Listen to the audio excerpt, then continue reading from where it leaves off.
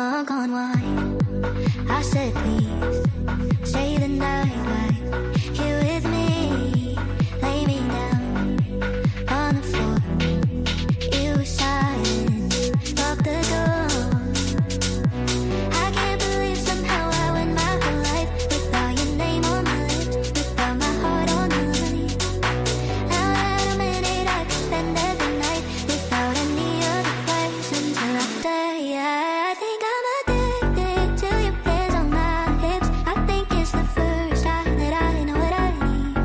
And I want you so bad that I'm scared that I know how good it is if you ever leave. I think I'm addicted to your hands on my hips. I think it's the first time that I know what I need. And I want you so bad, so bad, so bad, so bad. I think I'm addicted to your hands on my hips. I think it's the first time that I know what I need.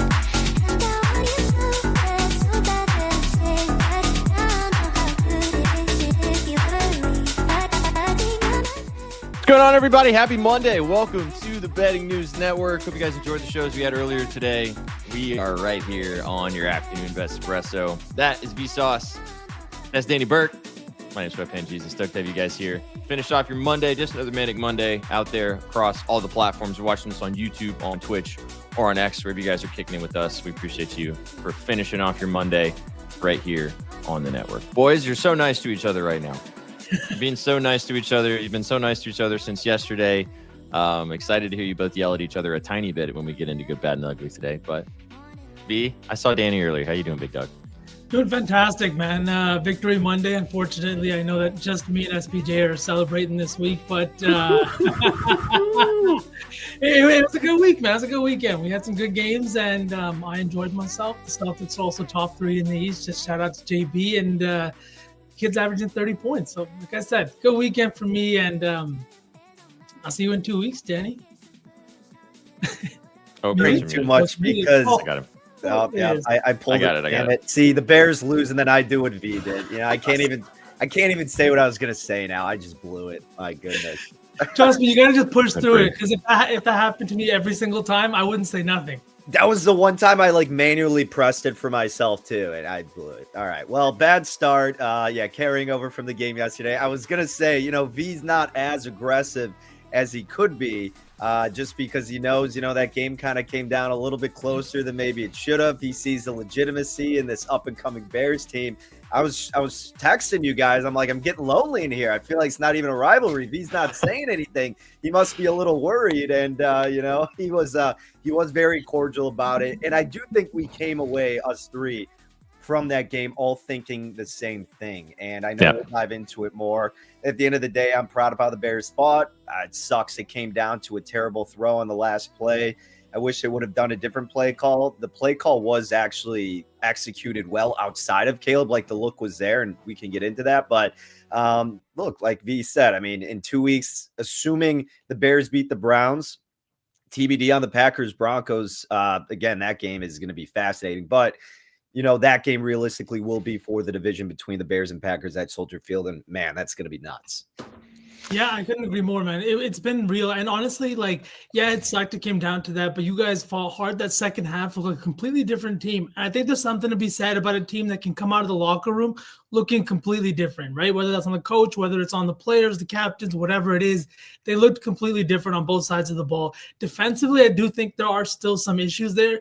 They didn't really do a good job of stopping that Packers offense. Despite the second half, the offense kind of came alive. Kyle Monangai, I think you guys had a good one in him. The offensive line play has been very, very positive. And Ben Johnson's scheme just continues to confuse. The Colston Loveland touchdown, I think everybody, even the cameramen, were looking towards the offensive lineman to the left. And then, nope, Caleb, there he goes, right there, walks in.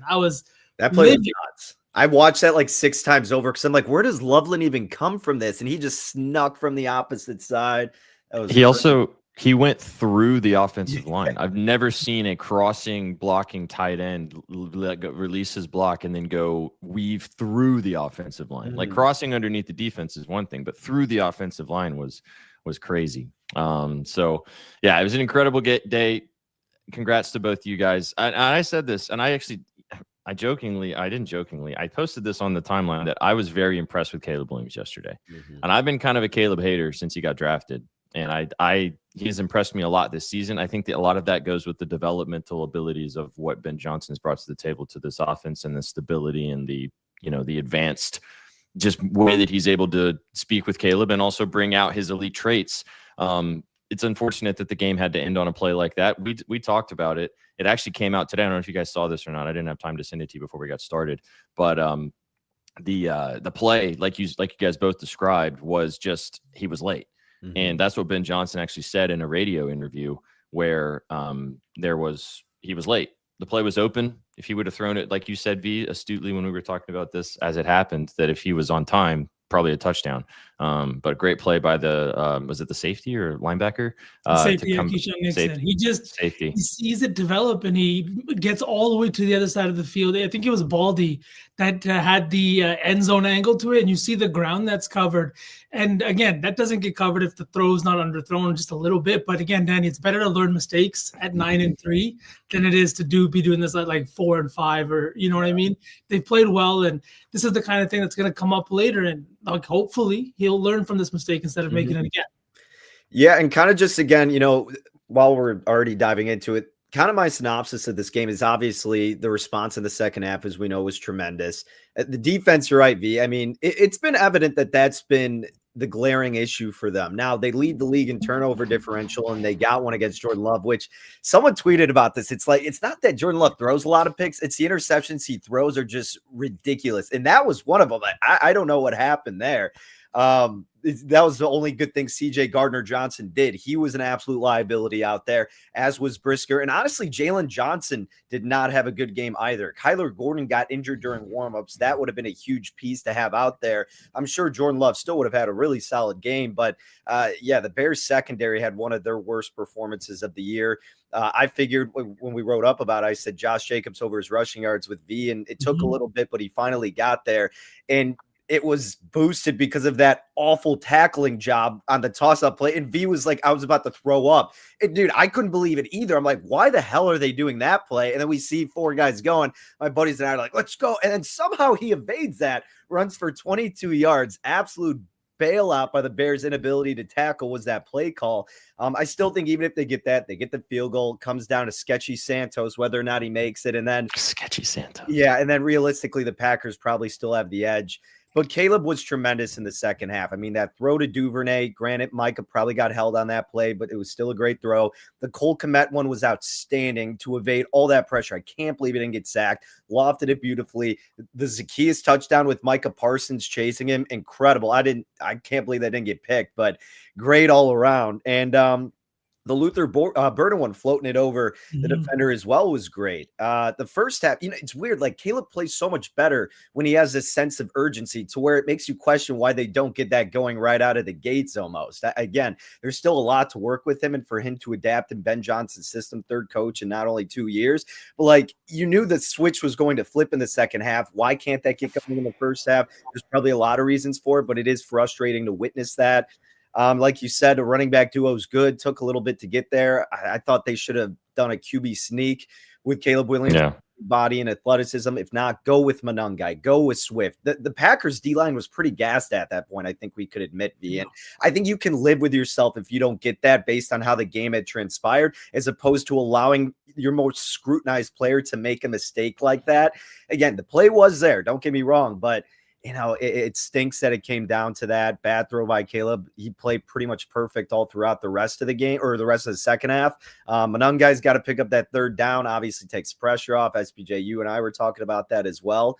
But yeah, defense was bad. Caleb feel even better than I did before. And same with the Bears overall. Oh, and my last thing, and I'll let you guys go nuts about this.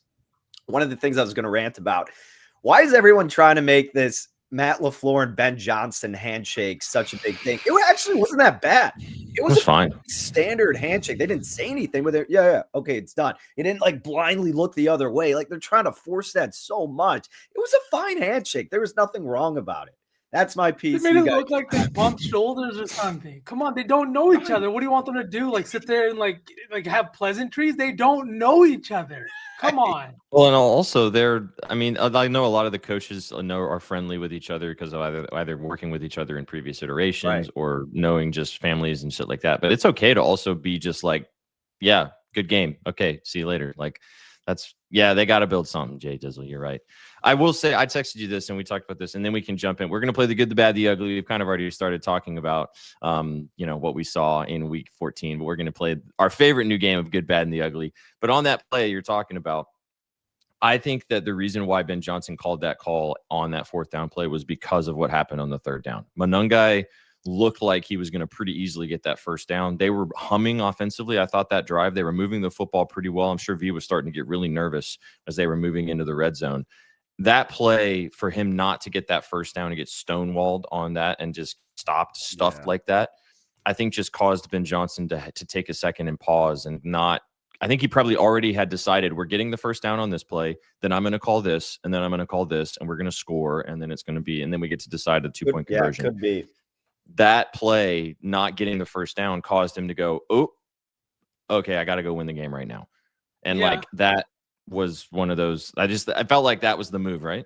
I really agree with that. And I think that he called that run play there because I shouldn't say he doesn't trust in his QB. It's just he's a young QB. You don't want to maybe put him in that position. Right. Caleb holds the ball a long time. He might not necessarily turn the ball over, but you can't take a sack there on 3rd and 1 and lose 5 to 6 yards. That's momentum killing. You need 7. You really cannot afford to do that.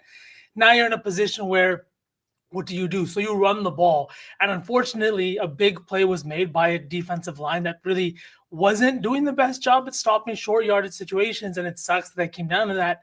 But I don't know. It's the clock management, all of that right down there. That was frustrating for me. And I think the Bears are going to have to address the pass rush this offseason. It's not something that can be addressed now. But like whether they were blitzing or not, you cannot give any quarterback in the league that much time in the pocket. You just can't do it. Now, especially Jordan Love, who loves to throw the deep ball. I mean, that's how he beats you, right? Is if you get him time to think. Yeah, they had no pressure on him whatsoever. So where we kind of make fun of how he sometimes just chucks it up and maybe or not, maybe not he gets fortunate. But like, no, that was just pure skill from Love. Give him all the credit in the world.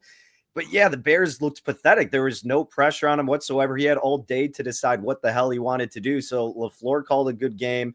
Love delivered perfect dimes. And yeah, that's been a looming issue with the Bears for most of the season, was the lack of dominance up front. Slowly started to get better, but I think you see that's a product of the easier schedule as well, kind of playing out in that specific instance. But again, in the grand scheme of things, the Bears are far exceeding expectations. And the fact that I thought going into the second half, they were going to get blown out, to be quite frank. So the fact they did what they did and responded in that fashion with the year I expected them to have and where the bar was set, it's on the right path. They have all the right pieces. We'll see what happens in 2 weeks. It is going to be fun as hell.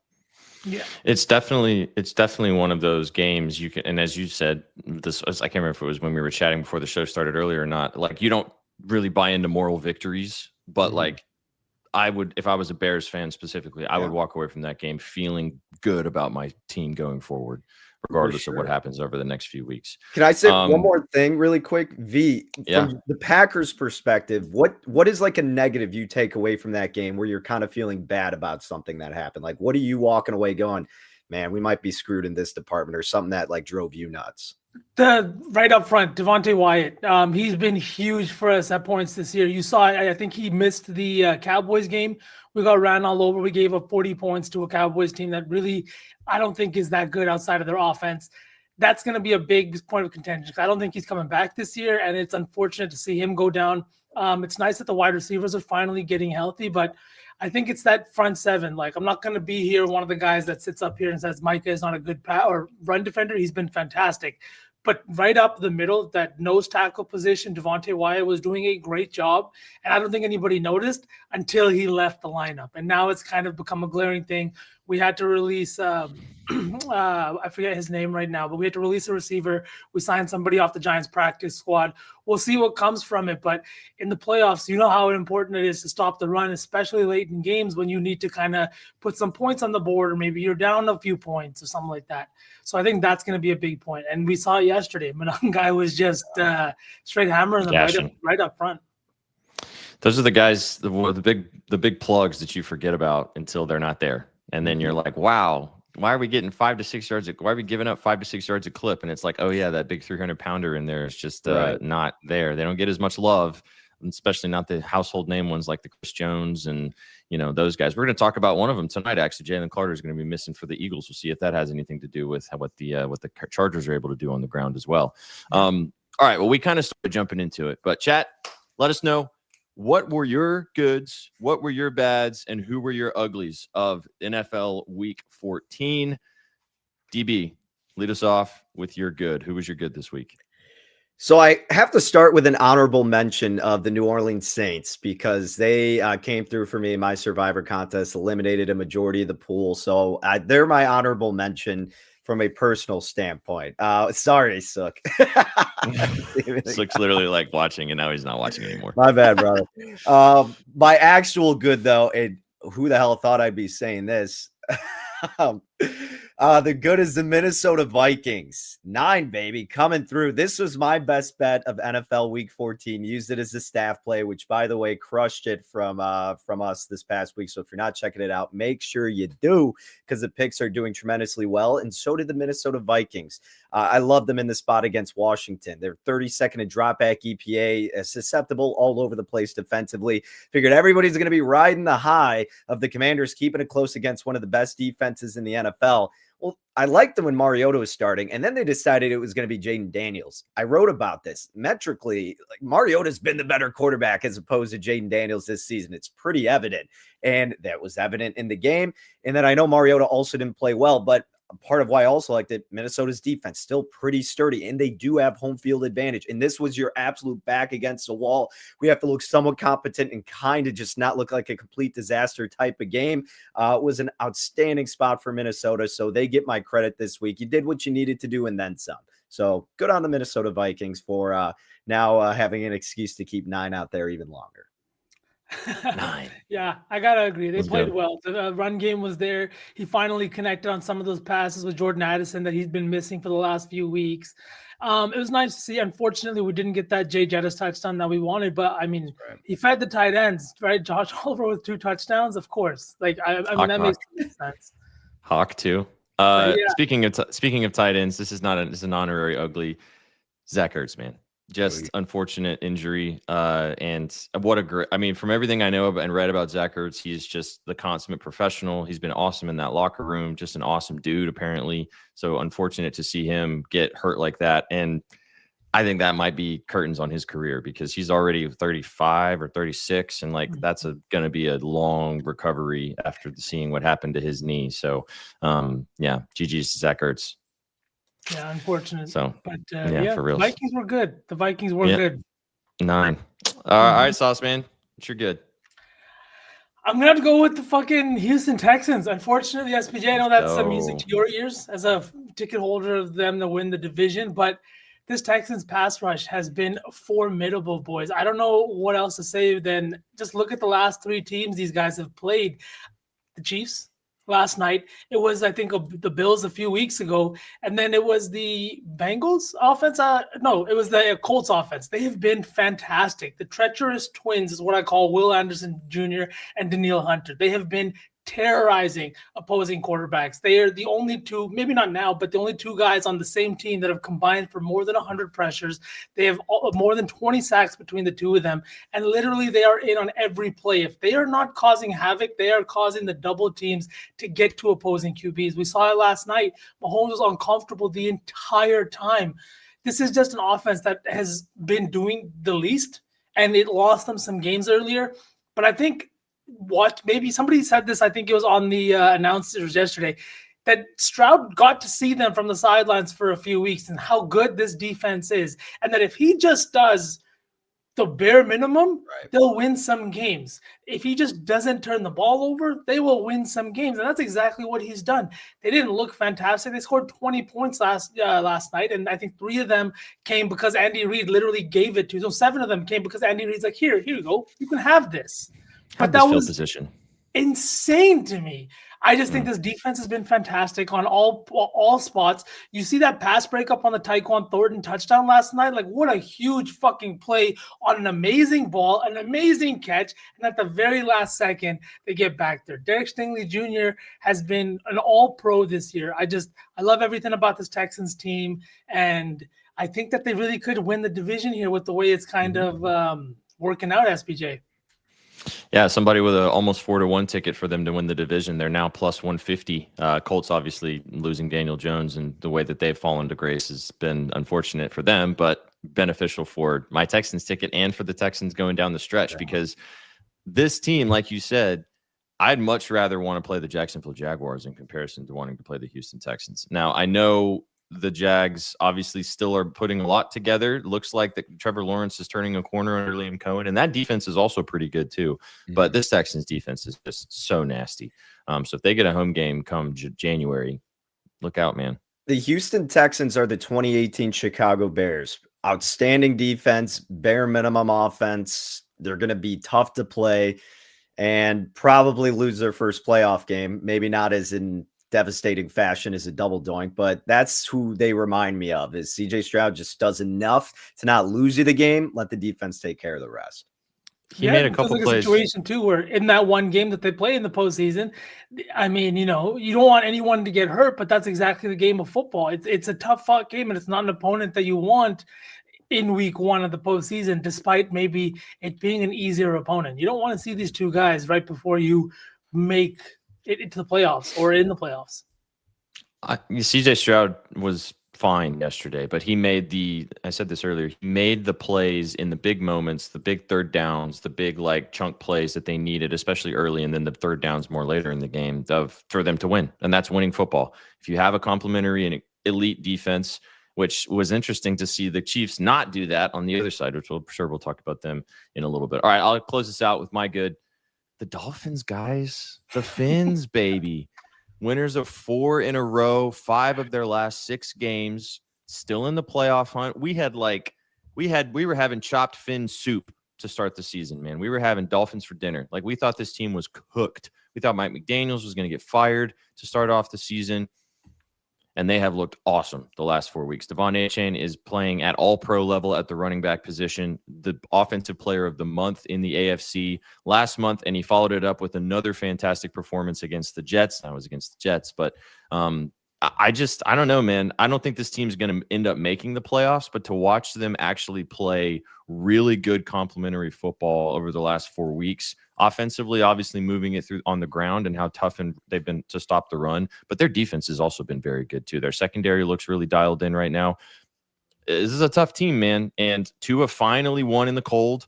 He got a lot of help on the ground by Achane having almost 100 yards in the first half, but they won the football game in dominant fashion, four in a row, like I mentioned. Got to give him props, man. I was really surprised at what I saw from the Fins yesterday. It's funny you bring up the Fins. I'm going to rant for a second. I am stirring up the pot a little bit on NFL Twitter today. Dan Orlovsky tweeted, "Don't sleep on the Dolphins." I responded, 3 of the last 4 wins have come against the likes of Washington, New Orleans, and the New York Jets. Tua hasn't thrown for more than 15 passes or more than 173 yards in that span, and Achane's a little bit banged up right now. Miami's defense still bottom half in most metrics. They got Pittsburgh, Cincinnati, Tampa Bay, and the Patriots remaining, and I said, we'll be sleeping until proven otherwise. People are chirping at me in the comments, coming at me. "Oh, you conveniently left out the Bills game." Yeah, I get that they beat the Buffalo Bills. I understand that. The point is, there's fluky wins all the time in the NFL. That's a division game. We just saw Bucks losing a division opponent or a division matchup against the Saints. This happens. It's not uncommon. But what have the Dolphins done outside of that to prove to you that they're actually going to be a playoff team? You're right, SPJ. I don't think they're going to make it. They're winning the games they're supposed to win. And then I listed out a bunch of the metrics they stink in. They're dead last in opponent completion percentage, 29th in dropback success rate, 28th in yards per carry, 26th in rushing yards allowed, 25th in success rate, 25th in dropback EPA, 22nd in EPA per play, 23rd in yards per play, 20th in overall defense in terms of DVOA, and 19th in total yards per game. So yes, their defense does stink. They're a byproduct lately of crap teams that they've played. Washington sucks. The Jets had Brady Cook out there for quarterback. What are we talking about? And then the Commanders are awful. And then the Saints. Yes, I get that the Saints just beat the Bucs, but it's the Saints. Like, you can't use that comparison in a different situation like that. They're winning the games they need to win. It's saving Mike McDaniel's job for the time being. Good for them. But, and this isn't a rant toward you, SBJ, but people like kind of just in general think, because you said they're not a playoff team, and I agree. Yeah, I mean, good on them for winning, but it's not like they're doing anything exceptional right now. No. They're riding the coattails of Devon Achane playing at an all-pro level at the running back position. Devon Achane should be offensive player of the year, arguably, at this point. Yeah, and at the end of the day, any team that's won 4 games in a row is going to be good right now. Like, they've won 4 games in a row. The Buffalo game was nice and everything like that. But is this team, like, they haven't done anything transformative to now make them elite, to put them into playoff contention or anything like that. But I don't know. They put up some good numbers, and I haven't seen a running back like put a team on their back the way I have seen Devon Achane do it over the last few weeks. It's been a long time since I have seen a running back like win games like that. And he has been doing exactly that over the last few weeks. And you can just see with how many times he's touching the ball. I think the guy's averaging well over almost over 30 touches per game, combining both rushing and receptions. He's just been absolutely fantastic, and he's doing CMC type of things. So how is he 150 to 1 to win offensive player of the year when George Pickens is 100 to 1, Christian McCaffrey's 25 to 1? Like, that's ridiculous to me. I mean, it's tough because it's happening later in the year, and JSN's terrific. Gibbs is terrific. I think Achane's been better than Gibbs this year. I think that's not crazy to say, right? I mean, if you took off Gibbs off the line, Montgomery could at least do enough.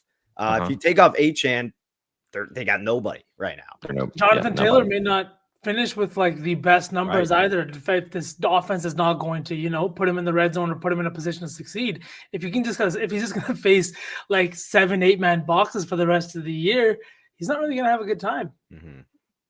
I really like that sprinkled DB. I might have to get involved in that just for a cup of coffee. Yeah, vibes. For sure. I mean, I don't know how it's not being talked about at the very least. If they go over 500.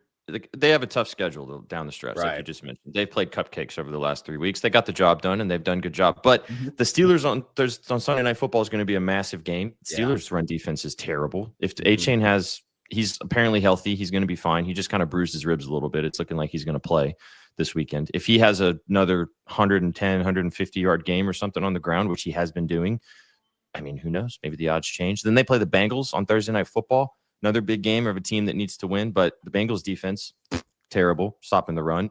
The Bucs, they ain't much better stopping the run either after that. And then they got the Patriots last week of the season, and who knows if the Pats maybe are sitting people at that point. So plenty of opportunities for him. I also kind of just roped in him being good on the fact, just wanting to talk about Achane and how good he's been.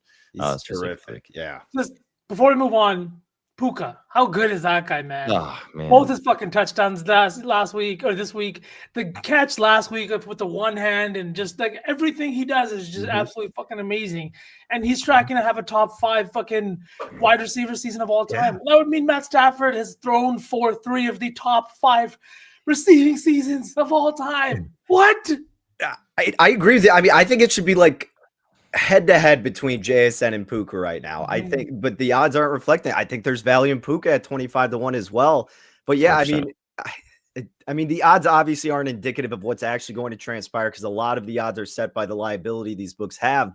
So maybe there is some value, but narrative-wise, I mean, I am kind of curious what people are thinking about it with Offensive Player of the Year. I get JSN being the top dog, but like if Darnold has a stinker kind of week like he did against the Vikings, like 1 or 2 more times, then maybe that could give Puka a chance to get propped up. But I don't see any value in Jameer, Jonathan Taylor, CMC Pickens. I think it's JSN, Puka, or Achane are the 3 guys you should delve into. Yeah. I think CMC maybe I can make an argument for CMC just because of how much volume he gets from a touches perspective in comparison. just similar to the Achane conversation on how important he is to the offense. But yeah, Michael Wilson also was fantastic yesterday. Great call and beat in the chat. Glad you smacked on that. That helped me with my Jacoby Brissett bet too. So thanks, Michael. All right. We said we were going to spend about 45 minutes on Good, Bad, the Ugly, and we are going to do that, boys. So here we go. Let's go. Hey, I don't think Chad, drop a dub if you're enjoying hearing us chatter about the weekend. We are going to get to the game tonight. We're going to talk hoops as well. So stick around. We got a lot of bets to get to. I'll lead us off. We'll go kind of snake it style. We'll go for the bad section. Mine, boys, it's the Bengals, but it's really Joe Cool, man. Joe Burrow pissed that game away for the Cincinnati Bengals yesterday. I was feeling pretty good. I kind of had some faith in this team to make some noise in the back four weeks of the season. Thought they had a big chance yesterday to really run away with that game in Buffalo. And then Joe Burrow threw that. The second interception wasn't as bad because it got tipped. And it is what it is. The first one, though, is just egregious. In that spot of the game, you're up 10. You let Josh Allen run down the field and score a touchdown to make it a 3-point game at that point with like 5 or 6 minutes to go. And then you just throw this ridiculous cupcake pass to the blitzing linebacker thinking you're going to get it over his head. And you could see in slow motion Joe Burrow's head going, oh no, as he's doing it. I was like, what are we, Will Levis? Like, what is going on with this guy right now, man? He just lost the plot for a second, and it really pissed the game away for them. A huge swing. I was disappointed as a Bengals ticket holder for them to win the division. I think that went sayonara yesterday on that loss. But yeah, Joe, I'm sure Joey B he was awesome the rest of the game. But unfortunately, you are defined as a quarterback, especially when you make those types of boneheaded decisions. So for me, Burrow and the Bengals, bad, bad, bad. I kind of agree. I think he did make some nice throws, and he didn't look terrible. But some of the ones that he missed, like you could tell that he was sailing them a little bit high. And I get the weather wasn't the best, but part of me just watching him, it felt like he was afraid to really plant his feet in the snow, which I understand. It's hard to do. You don't have the traction coming off of the turf toe injury as well. It felt like one of those things where it's just he was a little bit in his head and he wasn't getting that power on the football. And I get it. It's slippery. Even the ball is wet and everything like that. But Josh Allen was making plays and he kept his team within that game the entire time. And I know that Burrow's not much of a runner, especially with the injury. But like you said, SPJ, it's just some ugly throws. And not only did you just piss away the game, but really your postseason chances.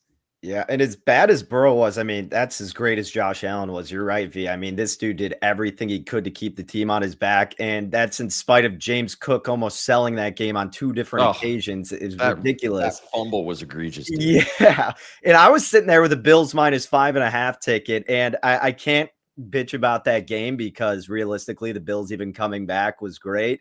But then right when they cover, we were texting me, SVJ and Adam. I'm like, oh, the back door is so wide open here. And it's right after the 2 egregious picks and no issues whatsoever. Drives down the field, touchdown. I'm like, yep, there's the back door. But again, can't really complain about that because it was remarkable that the Bills even came back to be covering in that game. Really good in-game betting opportunity, though. I think I got the Bills. Maybe it was like 4.5 at one point, something like that.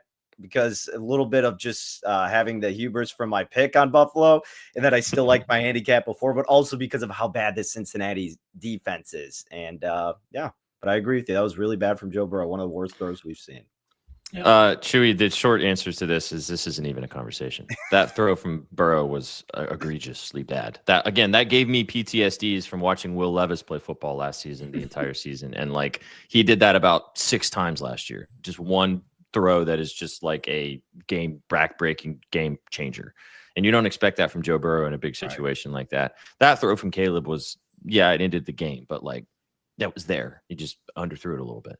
And no hate. I mean, that's just the situation. We're just talking about what's going on. You know what I mean? If anything, we're giving him an excuse as to why he played like that. You can tell it's tough. The defense also didn't help him out. Like you said, you get if you let Josh Allen convert a 3rd and 15, then sometimes that happens. And they also played well enough in the first half and / the first part of the 3rd quarter to win them that football game. And unfortunately, a couple plays down the stretch by Burrow sold it for him. All right, Danny, who's your bad?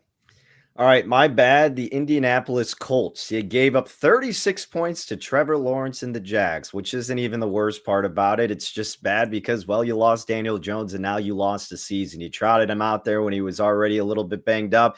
Now, unfortunately for Danny Dimes, he is gone for the rest of the year. In a year where I don't know if this team with Daniel Jones outside of the injury would be able to replicate this, because you had the benefit of an easy schedule. Your defense appeared better than they were. Metrically speaking, it was showing signs of regression, and that much has been evident as the games have gotten more difficult. They're getting exposed, and now that you lost your quarterback, again, I don't want to say you're in no man's land, but it just felt like you climbed up so high in that mountain, just one little flick, you're all the way off, and now you got nothing. Yeah, May and not you even just make the traded playoffs. was it 2 first rounders that traded for Sauce Gardner? Or was it just the 1 first rounder and 1 second rounder? But I mean, you make that big trade, you're swinging for the fences, and yeah, I know they want to keep Daniel Jones around and everything like that. But as we're coming up on, more and more talent in college and things like that, those draft picks are going to mean that much more, even if you're just looking to build the defense around Daniel Jones. It was 2, by the way. You're right, V. 2 Yeah. first-round picks, and then Mitchell, obviously. And you lost Sauce too. Like, it's not like he's playing in the game either. He hasn't done anything. He has I the think calf. he's injured, right? He's done for the year. No, not the year. Just he's got a calf problem. He's gonna be out like 3 to 4 weeks, I think. Well, they said gearing up for the playoffs. I don't know if that's gonna happen at this point. Yeah, it's unfortunate for Daniel Jones too, because to see how much that shit he dealt with in MetLife for the Giants for so long, and just getting the short end of all those things. I mean, he was making a lot of money, so you can say what you want, but to get an opportunity to come in and actually play really high quality football for 6 weeks and actually be the talk of positivity across the NFL sphere, and then for it all to come crashing down, and back to the fact of like, they can't go into next season signing him to have him be their starting quarterback, can they? Like, from a risk reward perspective, like, you can't pay a guy going into next season coming off an Achilles injury. We've seen so many quarterbacks come off Achilles injuries, and they're just never, especially a guy who actually does use their legs like Daniel Jones does, like Kirk Cousins and Aaron Rodgers. Yeah, Rodgers does some too, but like, he's also 42.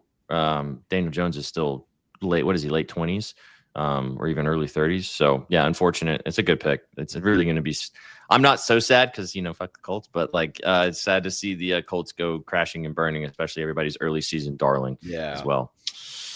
All right, Sauce Man, bad? Not to get chalky, but I'm going to talk about the Raiders. The Raiders have been fucking horrendous, man. And I know that last night's loss, when you look at it on paper, 24-17 in a divisional game against one of the best defenses in the league, doesn't sound bad. But fuck, were they bad, man. Geno Smith, 116 yards, 1 touchdown. The guy has thrown, I think, more interceptions this year. Maybe not more interceptions, but just as many interceptions as touchdowns. He has looked horrendous. And then Kenny Pickett comes in, throws 11 passes, completes 8, and throws a touchdown. Now, am I saying that Kenny Pickett is that much better? No. But am I saying, have you given any entertainment to the thing, like the idea that maybe Geno's not the guy? Feels like Pete Carroll's not really made for this locker room either, or he's not really getting the best out of his guys whatsoever. This is an offensive line that is bottom 5 in both run blocking and pass blocking grade.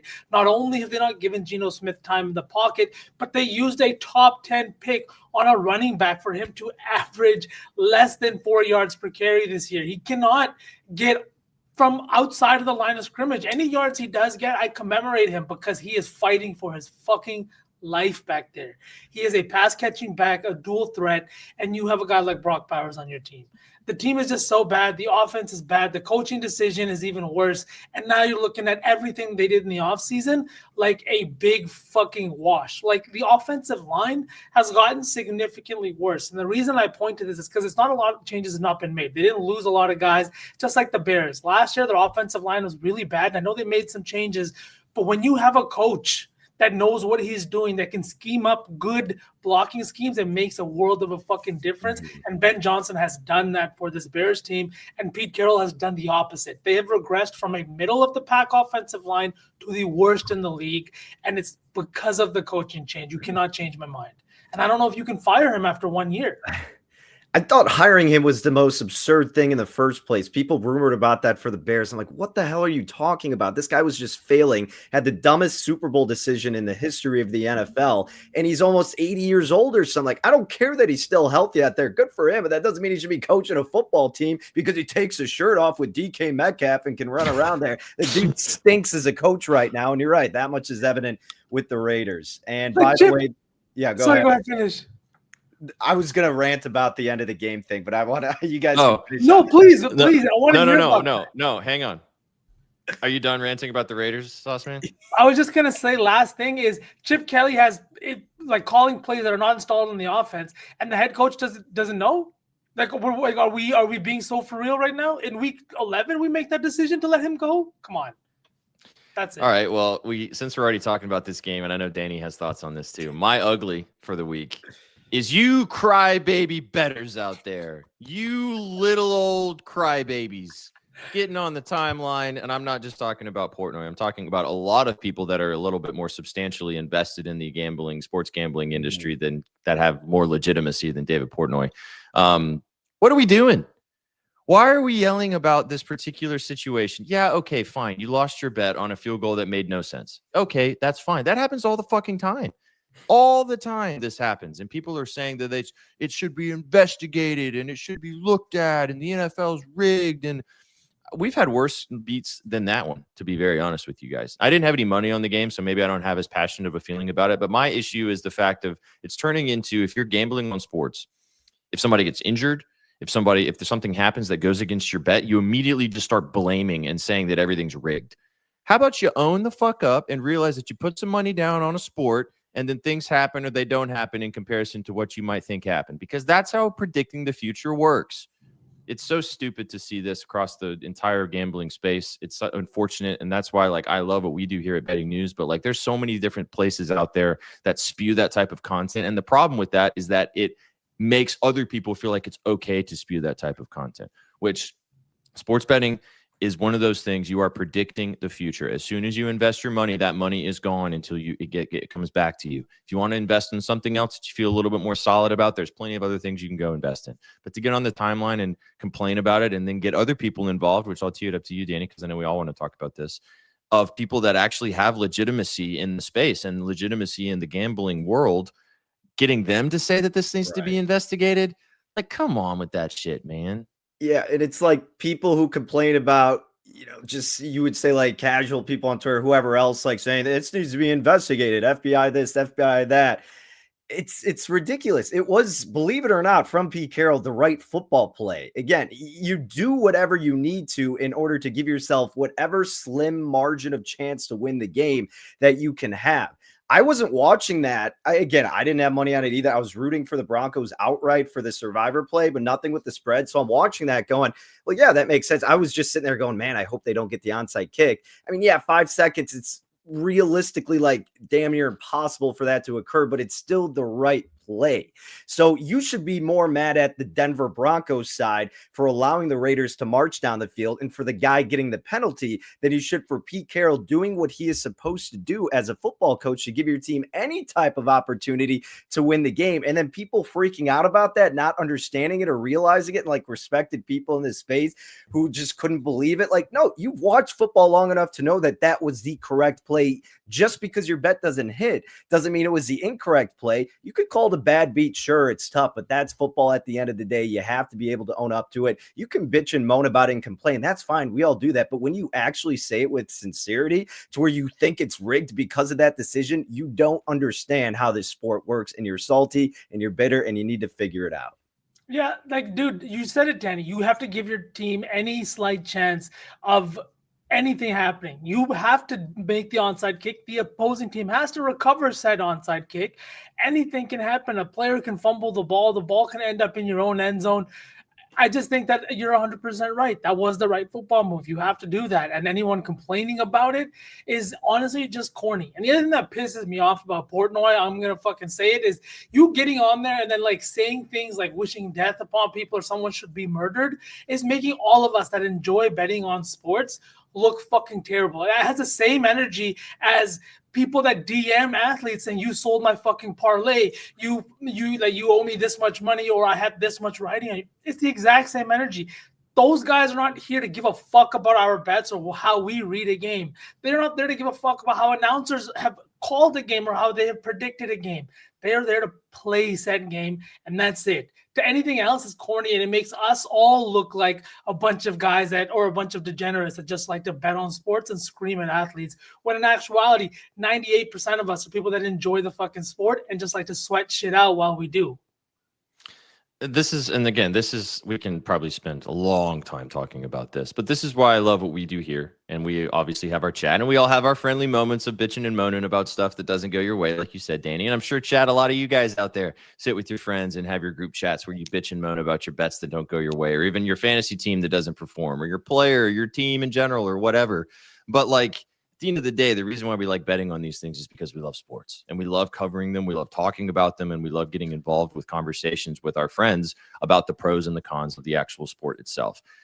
To lean into the idea that something like that might be rigged in that regard. And I'm not saying that sports haven't been rigged before. I'm not so naive to think that that's the case, but like, these guys are just going out there and trying to win football games. Like, that is the period end of this discussion sentence. And like, if you're spewing anything else and it's in a toxic way to a large audience, just grow up, man. So yeah, exactly. They have a number for a reason. Maybe call it. But anywho, all right, uglies for you two before we move on. This will be the record longest good, bad, and the ugly, but I think chat's loving it, so that's okay. Danny, I'll let you go first. I assume we'll all have the same one here. The Kansas City Chiefs are my ugly. Andy Reid's decision, just horrid. Travis Kelce, it may be brash to say this, but I said it on AGW. You got to take him out old Yeller style of the NFL if that guy's going to play the way that he did. I mean, holy crap, was that bad from him and Noah Gray at the beginning of the game, missing 2 open passes. My goodness. Yeah, I guess so. And V, I was saying this too. I mean, you can kind of get away with that play call if you are already pretty solidified in your playoff positioning, like in a Dan Campbell-esque situation, or when you're not going against the best defense in the NFL and you have complete confidence in your offense. And if you don't get it, you can explain that away. You cannot explain that one away with how your defense is playing against one of the league's worst offenses and the way your offense is playing against one of the league's best defenses, that you are fighting for a postseason berth. That was ugly. Bucker missing a kick too. The penalties, they got screwed. I will say, oddly enough, Kansas City usually gets a benefit. They got screwed on about 1 or 2 of them. Either way, they were still in a position to win it, and they just squandered it away. So ugly all throughout for KC. Man, I was almost going to text Shags in one of our group chat because I'm like, dude, if I'm this pissed, I can only imagine how frustrated you are. Or maybe he's not, because they've got to bask in the glory all these years, but that was tough to watch. Also, shout out Shax because it was his birthday today. So a terrible birthday present he got yesterday. Yeah. Happy birthday, that was Shax. terrible, man. That play call had me literally, I was sitting there, I was like, there's no fucking way. I was like, they're trying to pull them off sides. Then they snapped the ball. And I was like, oh my God. I don't know. I don't know. They didn't have the momentum. It didn't seem like a good time to call that play. And it just like, I don't even have another ugly. I think the KC team, you can cover us both, Danny. They played horrendously. And it seems like week in and week out, you want to believe them as Sunday gets closer. And then again on Sunday, they make you remember and realize why this is not the team. And Kelce, man, it makes me feel like, what have we been doing with our draft picks? This guy's been here, it feels like 2 decades now. Have we not been looking towards the future? And this isn't even a position where you draft somebody's replacement. You could just draft someone to play alongside him a little bit. But as somebody that leans on the tight end, you got to have Patrick Mahomes out there with somebody that's more capable than what Kelce's done this year. So, yeah, ugly. Ugly all around. All right. Well, that was good, bad, and the ugly for NFL Week 14. Lots happened yesterday. And to be honest with you, we didn't even cover some of the other stuff that happened that could be considered in the good and the bad and the ugly. But let's turn the page, boys. We've got a huge game to talk about tonight in Los Angeles as the Chargers host the Philadelphia Eagles to finish off Week 14. We talked about it earlier on Any Given Wager, but let's jump in and talk a little bit about this game tonight and give you guys the moves. As we're looking at it right now, the Chargers are 2-point underdogs, 2.5, depending on where you're shopping, at home, hosting the Super Bowl champion Philadelphia Eagles. Over under 41.5. Sauceman, I'll let you kind of lead us off. You wrote about this game, or sorry, Danny wrote about this game, but we talked about it earlier. So I'll let you kind of lead off on what you're kind of thinking on this one, and then I'll let DB take over and give his thoughts. Man, honestly, I'd love to hear you guys' thoughts on this because I didn't write about it. I guess I didn't dive into it as deeply, but this is a game that, from a betting perspective, if I can just talk about my history of bitching. I got a history of bitching about receivers that play for the Eagles because of who's throwing them the ball. I have a history of bitching about touchdowns that I've taken because of Jalen Hurts and the tush push. And now I've got a history of bitching about Chargers players because it feels like Justin Herbert never has enough time to even get the ball away. The offensive line play has been terrible. I know they tried to make some changes in the draft, but those guys just can't stay healthy. And now you've got the hand issue. You've also got the head coach Harbaugh telling us that, hey, Trey Lance is going to see some snaps too, despite Justin Herbert playing off of less than a week after surgery. I don't know. I have no idea what to expect in this game, so I'm looking for some guidance. Yeah, I guess I could go into it then. I did write up about this game, and one of the plays I did make, I did take the Eagles minus $1.30 on the money line. As atrocious as they have appeared the last 2 weeks, I mean, there are so many issues right now with Los Angeles. Winners of their last 4 out of 5, but the injury to the hand is a big red flag for the Chargers. I mean, is he going to be able to take a lot of snaps under center? And if not, well, that limits your playbook, play action opportunities, whatever it may do. You can't spread it out as much as you would like. And Philadelphia still ranks 10th in overall EPA per play, 15th in success rate. Now, yes, they got embarrassed, obliterated against this Bears run defense. I'm fully aware of that. On the other side, I think Philadelphia can do a pretty good job of controlling time of possession in their own right, because Los Angeles has also given up 4.5 yards per carry. They're 15th in both rush EPA and success rate allowed. So if Saquon can have a good game, you finally utilize a bit more of the mobility of Jalen Hurts, they can get back to their winning style of football. It's not going to be pretty. It's not going to be seamless, but I think they have the edge, and they're going to have a more inspired effort after their last 2 performances, which includes losing as a 7-point favorite against the Bears, blowing a 21-0 lead against Dallas. But you've had extra days of rest, and now you know that their most important asset is injured, and that offensive line, as you alluded to, has been banged up for a majority of this year. Jalen Carter being out stinks, but so be it. This is a championship roster. They'll be okay. Same with Lane Johnson's absence. And then one of the bigger things here too is the red zone efficiency on both sides. So the Eagles have the best red zone offense in football. They're scoring a touchdown in the 76% of their time. Defensively, they're 5th. Now, the Chargers on the other side, they're 24th offensively and 12th on defense. If it's going to be a lower scoring game, touchdowns are at a premium. This is going to be a huge focal point. The Eagles will have the advantage, and I think they squeak by here and win this thing outright. Let's go. You got a good price on that. It's moving in your direction as well, based on when you kind of wrote about this. And we talked about it earlier on Any Given Wager. I'm seeing 2.5s pretty strongly across the market. So I think the 2 is pretty much gone for the Chargers. So getting a lot of love for the market from the Eagles side of things. I didn't say this earlier, but we were kind of gabbing about this on Any Given Wager V, this game is really hard to cap. Like, it just feels really tough. 2 teams that really need to win. We are getting to the point in the last month of the season where just finding the edges, I feel like, is a lot more difficult, especially in the prop department. Both of these teams obviously have their holes, which I'll talk about one that I really like in a second. But I just from a labbing perspective and looking at this game last night and even into today, like, I really couldn't find, like, I kind of lean with the Chargers. I think the Chargers win this game. I like Danny's point, though, on how the Eagles could win this game, too. So I don't have a strong conviction either way on a side or on the side. I also like the under, but 41.5, both of these offenses, if they get moving, if these defenses don't play spectacularly, I could totally see this game going over the 41.5. So no strong conviction either way from a side perspective and a total. There are a couple prop angles as well. But as you mentioned, this passing offense for the Eagles is so hard to trust. So A.J. Brown sure has been great. But we've also seen Jalen Hurts go out there and lay absolute duds and not be able to complete 5-yard ins. So, like, that's tough to kind of cap. And then you got the Herbert thing. The Herbert's and this pass offense should be able to take advantage of this kind of fine secondary for the Eagles side of things. But the hand thing, we don't know how banged up he is. We don't know how accurate he's going to be. Maybe it affects him a little bit more than we're thinking. So all of that to say, when I was looking at this last night, this morning, even throughout the day today, and to even now, nothing like jumped off the page and went, yes, that feels like a fantastic way to do this, you know? So I mean, I feel like that you can maybe talk yourself into taking some stuff. Danny just mentioned how you can like the Eagles side of things. I'm on the running backs on the Chargers side of things. But again, when I was looking at this, I was like, oh, the Eagles are not really stopping the run very well right now. It makes a lot of sense. And then I was reminded that Amari Hampton's returning this week for the Chargers.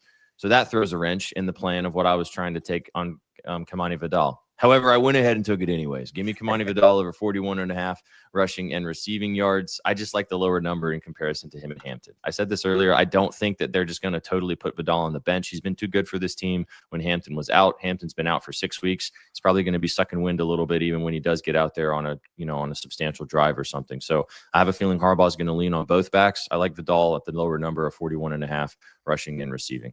I also like him to score a touchdown, which is why I have my phone in my hand to go and book him to score a touchdown at 30 plus 330. I think that he has a chance to get into the end zone. You're getting a little better value than on Hampton. So yeah, that was one I like. Did you find what was the bet that you said you had, V, on what you like in this game? Do you feel the same way when you were looking at it? Did you find it a little harder to find some edges? I did, and that's exactly why I was having honestly, these are two teams I have trouble with most weeks. I was looking at maybe a little bit of Keenan Allen. I know that in the red zone, but then again, Justin Herbert's hand situation really just gave me a little bit of pause. But one thing as I was looking at stuff this week that I thought was interesting was reports coming out of the Eagles camp about Jalen Hurts and his wanting to be a pocket passer. Now, I don't know if this is true or whatever it is, but it feels like that, whether it's incorrect or not, that this is the game to perfectly put on display what he can do as a dual threat QB, that he's more than just a pocket passer. And I think so often we get caught up in this narrative of if you are not a pocket passer, you're not a QB in the traditional sense. This is a line sitting at 31.5 for his rushing yards line that hasn't been this high. Right, this is a Chargers team that ranks 19th in rush yards allowed to the quarterback position, and they haven't faced a ton of mobile QBs. But like I said, Hurts is really, you need to win some games, and you need to put the team on your back a little bit. It's on prime time.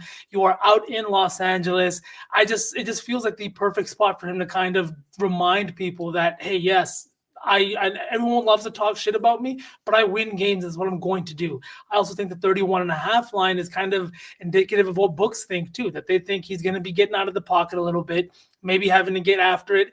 And a lot of it has to do with this coverage team in San Diego is good. They do play a good amount of zone coverage. And I think that is something that, because they play it well, could present some issues, because we know that Hurts does not like to fit the ball into tight windows. He is a guy that likes to go deep, sure, but he's only doing it when his wide receivers are wide open. So if they have trouble doing that, he's going to have to get some positive yardage some way. And I do think it's going to be on the ground. V's got us smiling over here because this was a group play for us. We had Hurts over 29.5 rushing yards, but it goes in line with my thinking. I think they need to use Hurts mobility tonight. So I like this play a lot. Well, there you go. Just add me onto the ledger, please, to let Adam know. Yeah, we'll tell Adam to put you in the put you on the list. 1-0 or 0 for 1. That's it. If we go 0 for 1, you'll never hear about it ever again. I won't ever be back. Absolutely. Shout out Chat. Chat's loving your cardigan today, Sauce Man, and he's already got some new ones in the docket ready to go. Got some new ones. So that's season, boys. Motherfucker looks comfy. I got one more play to mention. I know Danny does too on the prop side of things, and then we'll tap it off and we'll turn the page and talk some hoops. I like, just to say this to you, I didn't bet this. I mentioned this earlier though. If you like Keenan Allen, one interesting play I found earlier, his first quarter receiving yards is 4.5, which he has hit in 9 of his last 10 home games, and also I think 9 of his last 11 games outright as well. 4.5 feels very low for Keenan Allen in the first quarter. Now, a lot of people don't like that speed of taking first quarter bets because they want to sweat something for the whole game, but he usually is good for 1 to 2 catches in the first quarter, and I feel like he can get 5 yards for you. So if you're feeling a little frisky, but like that. I'm in. It just felt kind of spicy when I was looking at it. But the one that I liked a little better, if you want to sweat something for the full game, also kind of gross though. Trey Harris over 9.5 receiving yards, -110. He's probably only going to get 2 to 3 targets in this offense, and all we need is 1 catch, really. He's kind of more of a big play guy anyway. He usually gets anywhere from 15 to 20 yards on 1 big catch.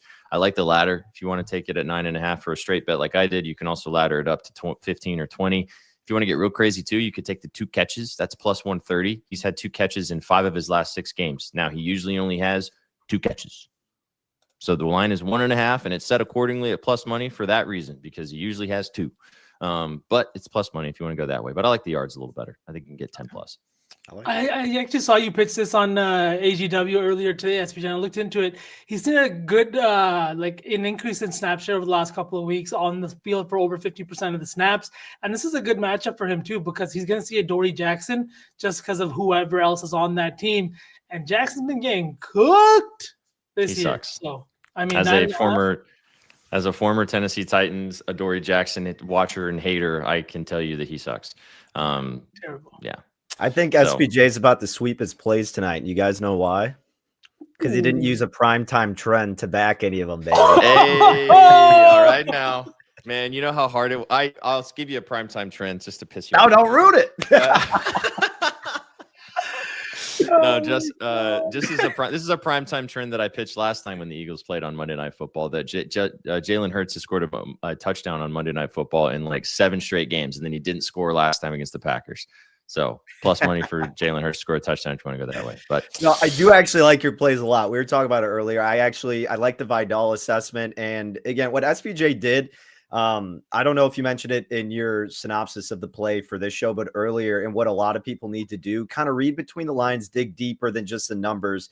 Look at what these guys saying. You mentioned how they had talked about splitting the carries, right? It was Vidal or Hampton, whoever it was, talking about them going back and forth. So it's little things like that that you can pick up on and getting hints from it. So it gives you a clear idea that it probably isn't going to be an overload of Omari and Hampton tonight. So I like that play a lot. And Trey Harris, yeah, low line. I dig it. Keenan Allen can get that in the first quarter. That one's more of a crapshoot, but I mean, like, you're certainly, no way in hell would want to take an under on Keenan Allen 4.5 in the first quarter. So I like your plays a lot tonight. I don't know if people are going to like this one as much that I have because this player has not been as good, but I'm taking Saquon Barkley over 68.5 rushing yards. I think people like chalk, Danny, tonight. Yeah. You know what? It is chalky, but at the same time, it's almost the least chalky of Saquon just because of how poor he's been doing. Sure. He still was getting 4.3 yards a carry against the Bears last week. If that was a closer game, or rather if they were playing with a lead, I mean, I think he has a really good performance.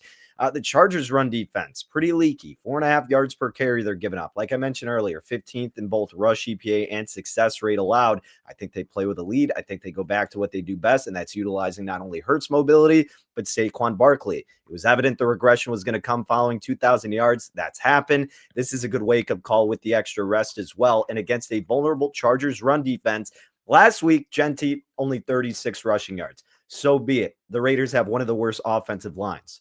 Prior to that, with Jacksonville, Tootin got over 70. ETN got over 70. Heck, the week before, Jaylen Warren got over 70 rushing yards. I think it's pretty safe to say Barkley's still better than those 3 guys. Doesn't guarantee he's going over it, but just to show a little bit more depth as to why I think this is a weaker Chargers run defense and that we can buy relatively low on Saquon's rushing tonight. Hot take, Danny. That Saquon's not better than those guys. He's better than those guys. I guess so. Flaming hot take. Flaming hot take. No, good stuff all around. Well, we gave you guys quite a bit of bets on a seemingly, we all kind of feel the same way. Difficult game to kind of look at on paper and find all the huge edges in. We gave you guys all the different moves and options, but like V said, these two teams are tougher to cap, more defensive minded, like to run the football. And there's obviously going to be some stuff that happens in association to that tonight. So there's your plays for Monday Night Football. Let us know what you guys think in the chat. We're going to turn the page now and talk hoops. Got a few more. We got about 15 more minutes with you guys. We're going a little over time today, but I think chat's fine. I think they'll be all right. We got about 1,000 you guys watching us across all platforms. Thanks for hanging out, kicking it with us right here on your afternoon BETSPRESSO. Let's talk hoop, boys. Anything else from football? We all good? All good. All gravy. Let's roll. Let's talk some basketball. Sauceman wrote about these games at bettingnews.com. You guys can go read his scribbles of his favorite bets on the NBA slate tonight. Maybe we can twist Danny's arm to give us a play as well on the hardwood. But Sauceman, take it away. What are some of your favorites tonight on the hardwood? Small slate, boys. 3 games. Honestly, one of them might be kind of ugly in Minnesota. We got no Devin Booker for the Suns, potentially no Dylan Brooks for the Suns, and Anthony Edwards might also sit out. So actually, that might be fun. If they all kind of sit out, then you can find some props. But the 2 games I'm looking at are the ones that I'm not worried about injuries. So let's start off in Indiana. The Kings are out in Indiana in the Midwest looking to take on a Pacers team that hasn't been the worst defensively, but also hasn't been the best. I'm looking at Russell Westbrook, not the AR. I'm just going right to the assists at 6.5 minus 130. This is the line. He's hitting 6 of his last 7 games. He's averaging close to 15 potential assists per game. And as a starter, he's just been kind of doing everything that they need him to do out there. This is a Kings team that's basically in like purgatory. They're not really doing anything. They've got Zach LaVine, who had a 40 ball the other night, but the game before that, he played 18 minutes in a blowout loss. Like, I really don't know what's going on with them. I know that there's one guy on the team that's going to play hard and play a full 48 if he's out there, and that's Russell Westbrook. So give me the over 6.5 assists. And then after that, last game of the night, you got the Spurs. No, sorry, that's your play, SPJ. I'm going the other way. You got De'Aaron Fox in New Orleans at 24.5. I've talked about this before, but Danny, close your ears because I'm bringing a narrative to the table. De'Aaron Fox is from New Orleans. His shot volume just sees a significant uptick when the kid is back home. He is someone that averages close to 17 shot attempts per game. But in the last 10 games he's played here in New Orleans, all excluding his rookie year, he's averaging close to 22 shot attempts per game. He's averaging 24.5 points per game, and he's been right there. I think this is a Pelicans defense that's been the worst maybe it's ever been in the last 10 years, and I think he just comes in and he takes advantage. He also had 24 against his team on 9 of 16 shooting in his very first game back from the injury. He's playing well over 30 minutes. I'm not worried about minutes, and I'm not really worried about the matchup. I think he comes in, shoots a ton, and 25 points to line. He's hitting 9 of his last 10 games too. So he's shooting. Stephon Castle returning tonight for the Spurs. He's going to be back in the starting lineup. So that should help. I would think that will help Fox even more be able to score scoring wise for sure. Staying in that game, and then we'll go back because I have a play in the Kings game too. As you mentioned, the guy I bet on against the Cleveland Cavaliers over the weekend, who had a fantastic game against the Cavs like he always does. Well, newsflash, Devin Vassell likes to play the Pelicans too. Give Devin Vassell over 2.5 3-pointers. -115 is the line I got on this. He just hit 7 against the Cleveland Cavaliers, which is always scary to take a guy after a really big shooting night. But still in the starting lineup, even with Castle returning. In his last 3 games against the New Orleans Pelicans, 4, 6, and 4 3-pointers. Those 2 of those being this season, the 4 and the 6, on 8 and 14 attempts in those games. Also, the New Orleans Pelicans are 29th in the NBA with 3-pointers allowed. This should be a high total. Should be a high total for a reason. I think there's going to be a lot of points in this game, and I think the Spurs should be able to score on this pretty bad Pelicans defense. So I don't hate the points either with Vassell. If you're taking 2 3-point props, it's not your speed, the 15.5 or the 14.5, depending on how you want to shop his points line. But with the 3 volume and the ladder ability of the 3s, the 2.5 at a playable number felt very comfortable for Mr. Vassell. Also, Castle returning helps that too, because Castle's obviously really good at facilitating the offense as well. So Vassell for me in that game. And then going back to before we move off, is there any news on Castle being on a minutes restriction? Because Chad's been talking about his assists, and I kind of like that too, as long as I'm not worried about him playing 20 minutes. I haven't seen anything about it. I'd be surprised if he comes back and plays a full 30, just because it is the Pelicans as well. They might be handling business, and he would be probably first off to the bench at that point if that does happen.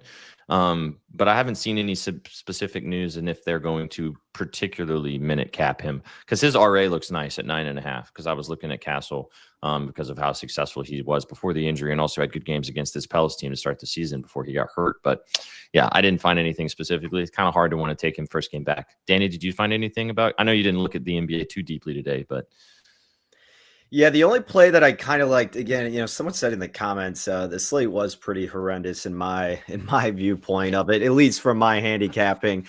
The one that I liked a little bit was Mathurin under 22.5 points. That might have moved to 21.5. Kind of just selling high on his recent performance. And I get that the Kings defense isn't the best, but I kind of think we see him get back down to earth in more of the 18 to 20 max point range tonight. So that was the one that stood out the most for me today. Unfortunately, nothing else outside of that, but we'll have plenty tomorrow. DB will be back in the NBA lab tomorrow. And the NBA Cup elimination games are tomorrow. The knockout rounds start tomorrow and on Wednesday, which will be fun. Last play for me. Oh, sorry. I thought we were done. I was just going to say really quick, because I thought we were done with hoops. It was like 2 weeks ago when you were like, man, you got to be having fun watching this Bulls team. And I said I can't watch them because of their own network. Now I'm grateful that I can't watch them. They're the worst team in the NBA. They've been horrendous, unfortunately. They were so good to start this. They're the Colts of the NFL right now in the NBA version. All right, back to that Kings game. Last play for me. I love this kid. And chat, you heard it here first. And this guy is going to be somebody that's going to be floating around the timeline more and more as he gets more and more playing time for the Sacramento Kings. But in the starting lineup now, Vsauce, Max the Great, Maxime Reynaud, the rookie center that is now playing, as I said, the starting center for the Los Angeles Kings, not hockey. Sacramento Kings, 18.5 points and rebounds, the double-double at plus 410. He just had a double-double against the Miami Heat. He's hit this line in 3 of his last 4 games. As I told you when I pitched this to you over the weekend, they know what they have with Drew Eubanks. Sabonis is still on the shelf. This kid's probably going to play 30 minutes, and the Pacers are really bad defensively. 24th in the NBA, points allowed, 27th in rebounds allowed as well. He's a big body, nice touch around the rim. I love also the highlights I've seen from him play. He has a great connection with Russell Westbrook. And if Russ likes running pick and roll with you as a big man, he will get you the ball in areas to score. And this kid can score. So I really like the PR. It's 18.5. It's up to 19.5 in some places. I like it there too. You can take the points up. Maybe a little. I laddered it and got cheeky over the weekend. He didn't quite get over the line with 12, but he had a double-double. I think great value on the double-double at 4-1. If you want to go that way too. You're going to start hearing this name more and more. This kid's got game, and he's a really good player. No, the Kings kind of suck, but he's going to get a lot of chances, and I think you're going to start to learn more about Max the Great. He's from France. He doesn't sound like he's from France because he played in the United States and went to college and stuff, but he's a good player. Nice hooper. Should be fun to watch his game continue to develop. Bing bong. Great show, boys. Hell yeah. Hell yeah. All right. We talked all through Monday Night Football. We talked through the NBA slate tonight. Now let's get to cooking, and then let's get out of here. As chat said, overtime. Everyone loves a little bit of overtime. All right, guys, how do we want to do this? Should we do 2 NBA and 2 Kev, Danny gave you an under. Matherin, you want to say it again? Only one. Yeah, Matherin under 22.5 points. That's all I got, Kev. And sorry, Chewy, Danny did kind of rag you, but you got to accept the fact as a fan. Sometimes you need to acknowledge that your team is bad. That's okay. Oh, yeah, sorry, Chewy. I mean, yeah, they're terrible right now. Hey, Chewy's got eyeballs. He can see. All right, let's cook. Should we do 2 NFL, 2 NBA? Should we do it that way? That sounds good. Yeah. Okay. I don't want to take the Eagles, Danny, respectfully. That's fair. That's okay. I would honestly take one of your props because I feel like you guys probably aren't going to be sold on the Saquon one as much. I don't mind Saquon. If you want to do that, I think we all collectively like Hurts rushing. I think we could run with that still. And I would say either your Vidal or Harris one. Vidal may be a little bit more secure, perhaps, just because if Trey just didn't get a catch, I don't think anybody would be caught off guard by that. 100%. 100%. What do you think, V? Which do you like better? Do you like Trey Harris or do you like the Vidal play? I like the Vidal play. I think that just because everything that you said, like he's not going to just get out of this offense. You know what I mean? You got Omarion Hampton coming back. I don't think you can just like throw him out there, especially against an Eagles defense for like 20 plus carries. And Vidal's been good, right? And I would love to fade the whole Jalen Carter is not in the lineup thing because I think that needs to be taken advantage of. 100%. All right. So then rushing and you guys down to take the rushing and receiving line, or do you want to just take the yards or the rushing yards? I'm not the R&R. Yeah, like I was saying earlier, I actually kind of like this R&R because it's not that much of a difference. It's only like 5-yard difference, right? Yeah, and like I said earlier, I think he will be out there for some third downs. Maybe he gets a screen or something out of the backfield. He's not like a big time pass catcher, but right. Yeah. I mean, yeah, I think like you said, I think he could clear the rushing and receiving with just rushing alone, but you get a nice little security. So 100%. Yeah, I think that like if you're in a situation where now he is the RB2 on the roster, he's going to get the third down work, the pass catching downs and things like that. So Yep. 100%. All right. So Vidal, and then do you really want to double? Do we want to take Hurts? Is that what we want to do? Oh, we didn't put anything from any given wager on here, so yeah, we can do that. Yeah, that works. Hurts rushing 30 plus. That's your favorite, right, V? Yep. All right, let's go Hurts rushing. I do really like. All right, I was gonna say, I thought V was gonna come in here with like a Gadsden anytime touchdown. I was prepared for it. I'm still sitting here looking at touchdowns. The reason I haven't pitched on is like what I said. Everything being a plus money today feels like a trap, right? You got Saquon at plus 105, and you got Jalen Hurts at plus 110. I don't know. I haven't even bet a touchdown yet today, which is I think the first NFL primetime game where I don't have one bet this close to the fucking. Dude, are you okay? Do you have a fever? That's shocking. Yeah, I think Keenan Allen's gonna get my money though. Oh, there you go. You can tell Chad about it. I can't take Hurts at 30 plus, so let's just take him at 31.5. I'm down. If he ends on 30, then chalk it up. 31.5 for Jalen Hurts. Okay, let's swing to the NBA. Sauce, what's your favorite? Was it Fox or Russ? I like the Russ play quite a bit, to be honest. I'm gonna take I would say either we do Maxim and Fox, or we do Westbrook and Vassell. I fucked it. Yeah, and Vassell. Sorry, there you go. That was hard. The Kings-Pacers game starts in 30 minutes. It's not a huge issue. Did you have a preference, Danny? Goats are muted. Did you mute yourself? What was it? Yeah, what was the? Yeah, my bad. My dog was going nuts, so I muted it for everybody's favor. What was the Westbrook line at again? 6.5. 6.5. 6.5 assists. Yeah, I like let's do Westbrook. Okay, so Westbrook's 6.5 assists.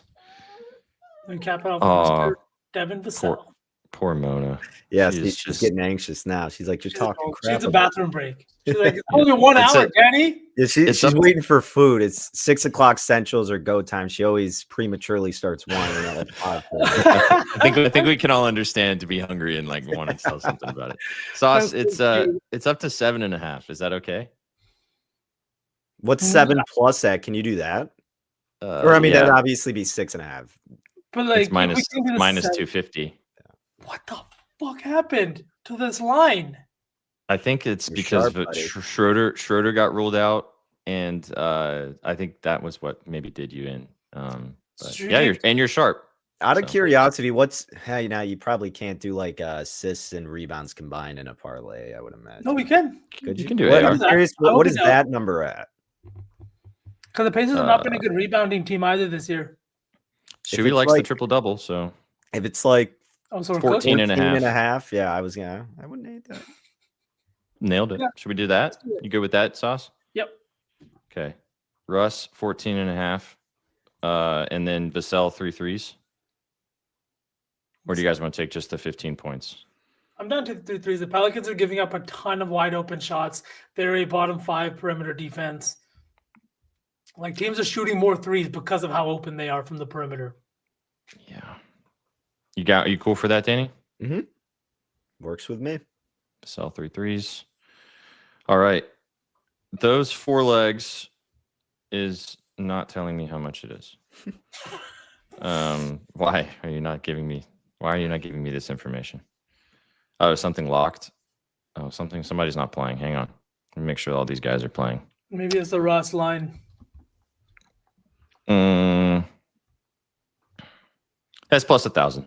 We'll just leave it there, and then we'll get out of here. All right, chat. There you go. There's your afternoon Betspresso. Thanks for tuning in right here on the Betting News Network. Hope you guys enjoyed the show today. We had some fun, boys. Mondays are fun. Yeah. Good, bad, the ugly was fun. Enjoy the game on the gridiron tonight. If you guys watch some hoops, enjoy the hoops tonight as well. Go check all of our content out at bettingnews.com to get involved with all of our analysis, and obviously give us a follow right here on the network if you haven't already. Also, newsflash, we dropped a new show information today. Starting tomorrow, we have a brand new show on the network. Adam Kaufman, our dog Sia, and Thorb are going to be talking with you guys a little bit about a little bit of everything. I don't know specifically what they're going to be talking about. They're going to have some fun. So it'll be an unhinged hour of goodness, which will be awesome. So we appreciate you guys. Got to pop in to find out. 4:30 Eastern tomorrow. The lads will be live in the morning for Up Your Units. The old college Charlie will be back. Kate returns after her week off last week as well to talk all through the craziness going on in college football right now with the playoff picture. And then Betsky and myself will be live for Puckett tomorrow evening. Big slate tomorrow. We'll see these lads later in the week as well. Boys, you got anything else before we get out of here? Let's cash this bet. Let's do it. Unhinged Adam. Yeah, green beans with sauce. Oh, my God. Crazy. Oh, sauce. Dry green beans. My God. Woo. You guys came for the winners and you stayed for the vibes. Have a fantastic Monday night. We'll catch you in the next one. Take it easy, chat. Peace. What you know about rolling down in the deep? Riding in the deep. Down in the deep. Now I know y'all be loving this shit right here. Rolling.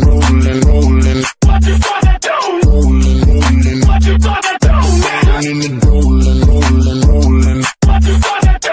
Right, y'all be loving this shit. What you know about